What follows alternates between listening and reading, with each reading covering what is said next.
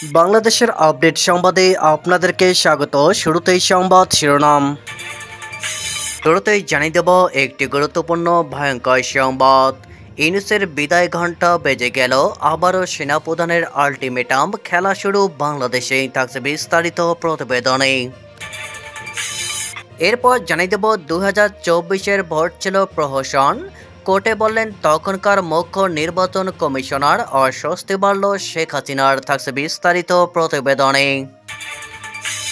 এদিকে ডক্টর ইউনূসের সঙ্গে স্টারমারে মিটিং না বসায় জ্বালা বলতে পারছে না বাংলাদেশ, দায়কার অবশেষে মুখ খুলল ঢাকা। থাকছে বিস্তারিত প্রতিবেদনে। এদিকে এনসিপি সভায় বৈষম্য বিরোধী ছাত্র আন্দোলনের সদস্য সচিবকে হাতুড়ি পিটা। থাকছে বিস্তারিত প্রতিবেদনে। সবশেষে জানিয়ে দেব আওয়ামী লীগকে ছাড়া কোনো নির্বাচন হবে না, জানালেন সেনাপ্রধান জেনারেল ওয়াকারুজ্জামান। থাকছে বিস্তারিত প্রতিবেদনে। এতক্ষণ শুনছিলেন সংবাদ শিরোনাম, এবারে বিস্তারিত।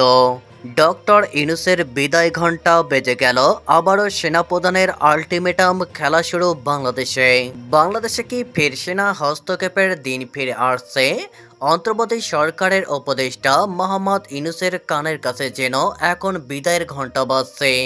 কারণ সেনাপ্রধান জেনারেল ওয়াকারুজ্জামান আর চুপ করে বসে নেই, একরকম আল্টিমেটাম দিয়ে বুঝিয়ে দিয়েছেন আর নয়, এবার ন্যায্য নির্বাচন না হলে সেনাবাহিনী আর চুপ থাকবে না। এই উত্তেজনার সূত্রপাত গত বছরের আগস্টে শেখ হাসিনার পতনের পর থেকে। তীব্র ছাত্র আন্দোলনের মুখে হাসিনা দেশ ছাড়তে বাধ্য হন। সেই শূন্যতা পূরণের সামনে আসেন ডক্টর মোহাম্মদ ইউনূস। বিশ্ববিখ্যাত নোবেল জয়ী মানুষ তখন ভেবেছিলেন তিনি বুঝি গণতন্ত্র ফেরাবেন, কিন্তু বাস্তব ছবিটা ধীরে ধীরে বদলাতে থাকে। নির্বাচন তো দূরের কথা, ইউনূস বরং শুরু করলেন বেশ কিছু বিতর্কিত সিদ্ধান্ত। এরপর থেকে দ্বন্দ্ব একেবারে প্রকাশ্যে। সেনাবাহিনী রীতিমতো নিজেদের ঘুঁটি সাজাতে শুরু করেছে। নৌ ও বায়ুসেনার সঙ্গে ঘন ঘন বৈঠক করছেন। গোয়েন্দা বিভাগকেও পাশে আনছেন জেনারেল ওয়াকারুজ্জামান। ডক্টর ইউনূস যাতে হঠাৎ করে সেনাপ্রধান বদলে দিতে না পারেন, তার জন্য তিনি রাষ্ট্রপতির সমর্থনও পেয়েছেন বলে সূত্রের খবর। তার বাসভবনের সামনে জনসমাগম নিষিদ্ধ করা হয়েছে। তাতে বোঝাই যাচ্ছে সেনাপ্রধান যে কোনো মুহূর্তে কঠিন সিদ্ধান্ত নিতে প্রস্তুত। এরই মধ্যে ইউনূস এমন একটি পরিকল্পনা করেছেন যাতে সংবিধান কার্যত বাতিল হয়ে যাবে এবং রাষ্ট্রপতির পদটাও বিলুপ্ত হবে। এই ফাঁকে তিনি ওয়াকারকে সরিয়ে কামরুল হাসানকে বসাতে পারেন, এটাই তার গেম প্ল্যান। কিন্তু ওয়াকার কি সহজে সরবেন? বাংলাদেশের রাজনৈতিক মহলের এখন সবচেয়ে বড় প্রশ্ন এটি। মনে রাখতে হবে, জেনারেল ওয়াকার শুধু সেনাপ্রধানই নন, তিনি শেখ হাসিনার আত্মীয়। অতীতে হাসিনার অধীনে কাজ করেছেন, তাই তাকে সরানো মানে শুধু একজন অফিসারকে নয়, একটা গোটা ক্ষমতা কাঠামোকে আঘাত করা। তার উপর ডক্টর ইউনূস ঘোষণা করেছেন আওয়ামী লীগ নির্বাচনে অংশ নিতে পারবে না, বলেছেন জাতীয় নিরাপত্তার প্রশ্নে এটা জরুরি। কিন্তু তখন কি আর এই নির্বাচন সমন্বিত থাকবে? কে মানবে এই ভোট? রাষ্ট্রপতিও এই অবস্থায় সেনাবাহিনীর পাশে দাঁড়িয়েছেন বলে মনে করা হচ্ছে।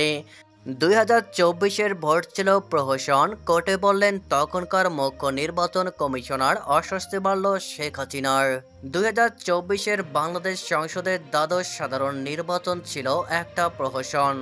বৃহস্পতিবার আদালতে এমন মন্তব্য করেছেন সেই নির্বাচনের অন্যতম পরিচালক তথা মুখ্য নির্বাচন কমিশনার সিসি কাজী হাবিবুল আউয়াল। বুধবার ঢাকার মগবাজার এলাকা থেকে সাবেক এই সিইসিকে গ্রেপ্তার করে পুলিশ। বাংলাদেশের অন্যতম দল বিএনপি শেখ হাসিনার বিগত 15 বছরের শাসনামলে অনুষ্ঠিত 2014, 2018 এবং 2024-এর ভোটে 3 সিইসি সহ তখনকার কমিশনের 24 সাবেক কর্মকর্তার বিরুদ্ধে মামলা দায়ের করেছে। বিএনপির আর্জি মেনে ঢাকা মেট্রোপলিটন আদালত অভিযুক্তদের বিরুদ্ধে রাষ্ট্রদ্রোহের মামলা দায়ের করেছে। কাজী হাবিবুল আউয়াল ছাড়াও আরেক সাবেক সিইসি একেএম নুরুল হুদাকেই আগে গ্রেপ্তার করে পুলিশ। আদালতে আত্মপক্ষ সমর্থনে হুদা গত মঙ্গলবার বলেন, রিটার্নিং অফিসার কোনো প্রার্থীকে বিজয়ী ঘোষণা করলে কমিশনের কিছু করার থাকে না। অন্যদিকে কাজী হাবিবুল আউয়াল স্বীকার করে নেন 2024-এ তার নেতৃত্বে হওয়া নির্বাচন অনিয়মে ভরা ছিল। তিনি সেই নির্বাচনকে প্রক্সি ভোট বলে উল্লেখ করেন। বলেন, রাজনৈতিক দলগুলির মধ্যে বোঝাপড়া না হওয়াতেই নির্বাচনের ওই পরিণতি হয়েছিল। Dhaka chief metropolitan magistrate Mohammad Mostafizur Rahman সাবেক সিইসিকে প্রশ্ন করেন, অনিয়মে ভোট হচ্ছে দেখেও আপনি পদত্যাগ করেননি কেন? জবাব দেওয়ার আগে বেশ কিছু সময় চুপ থেকে সাবেক সিইসি আউয়াল বলেন, অতীতে কোনো মুখ্য নির্বাচন কমিশনার পদত্যাগ করেনি। আউয়াল আরও বলেন, বাংলাদেশে এ পর্যন্ত কোনো নির্বাচনই অবাধ হয়নি। রাজনৈতিক মহল মনে করছে কাজী হাবিবুল আউয়ালের বৃহস্পতিবারের বক্তব্য সাবেক প্রধানমন্ত্রী শেখ হাসিনার জন্য খুবই অস্বস্তিকর কারণ ছিল। ওই নির্বাচনে বিএনপি অংশ নেয়নি, বেশিরভাগ বিরোধী দল নির্বাচন বয়কট করে। এদিকে ডক্টর ইউনূসের সঙ্গে স্টারমারের মিটিং না বসায় জ্বালা বলতে পারছে না বাংলাদেশ, দায়কার অবশেষে মুখ খুলল ঢাকা। সদ্য ইউকে সফরে গিয়েছিলেন বাংলাদেশের অন্তর্বর্তী সরকারের প্রধান উপদেষ্টা ডক্টর মোহাম্মদ ইউনূস। তবে বর্তমান বাংলাদেশের শাসক ইউকেতে গেলেও তার সঙ্গে বৈঠকে বসেননি ইউকের প্রধানমন্ত্রী কিয়ের স্টারমার। কূটনৈতিকভাবে মোহাম্মদ ইউনূসের সরকারের প্রতি ব্রিটেনের এই পদক্ষেপ বেশ বড়সড় ধাক্কা। কেন এমন হলো? কেন ব্রিটেনের প্রধানমন্ত্রী দেখা করেনি বাংলাদেশের অন্তর্বর্তী সরকারের প্রধানের সঙ্গে? এ দায় কার? এই সমস্ত প্রশ্ন সদ্য মিডিয়ার তরফে উঠে আসে বাংলাদেশের বিদেশ মন্ত্রকের উপদেষ্টা তৌহিদ হোসেনের সামনে। বাংলাদেশের বিদেশমন্ত্রী তৌহিদ হোসেন বৃহস্পতিবার মুখোমুখি হন সাংবাদিকদের। সেখানে তাকে ব্রিটেন ইউনূস স্টারমার বৈঠক না হওয়া প্রসঙ্গের প্রশ্ন করা হয়। প্রশ্ন শুনে বাংলাদেশের বিদেশ মন্ত্রকের উপদেষ্টা বলেন, বৈঠকটি কেন হয়নি আমি সঠিকভাবে বলতে পারছি না। আমি তো সেখানে ছিলাম না, যারা উপস্থিত ছিলেন তারাই ভালো বলতে পারবেন। তবে বাস্তবতা হলো মিটিংটি হয়নি। তবে বৈঠক নিয়ে এর আগে গত 18 জুন বাংলাদেশের ভারপ্রাপ্ত বিদেশ সচিব মোহাম্মদ রুহুল আলম সিদ্দিক বলেন, যুক্তরাজ্যের তরফে ঢাকায় অবস্থিত হাইকমিশনের তরফে এক ব্রেকফাস্ট মিটিংয়ে ইউনূসের সফরকে সরকারি সফর বলে অভিহিত করা হয়েছিল। প্রশ্ন উঠেছে, তাহলে এরপর কি ঘটে? কেন ব্রিটেনে গিয়ে বাংলাদেশের অন্তর্বর্তী সরকারের প্রধানকে এমন এক পরিস্থিতির মধ্যে পড়তে হয়? সেখানে তার সঙ্গে দেখাই করলে না ব্রিটেনের প্রধানমন্ত্রী। তৌহিদ হোসেনের কাছে সাংবাদিকদের প্রশ্ন যায়, ওই ঘটনার দায় কার? প্রশ্ন শুনে বাংলাদেশের বিদেশ মন্ত্রকের উপদেষ্টা তৌহিদ হোসেন বলেন, এখন দেখা যাক কেউ দায় নেয় কিনা। তারা কখনো বলেনি যে নির্দিষ্ট এই সময়ে বৈঠকটি হবে। তবে সফর সরকারি ছিল, এটি তারা বলেছিল এবং সেই অনুযায়ী আমাদের কিছু প্রত্যাশা ছিল।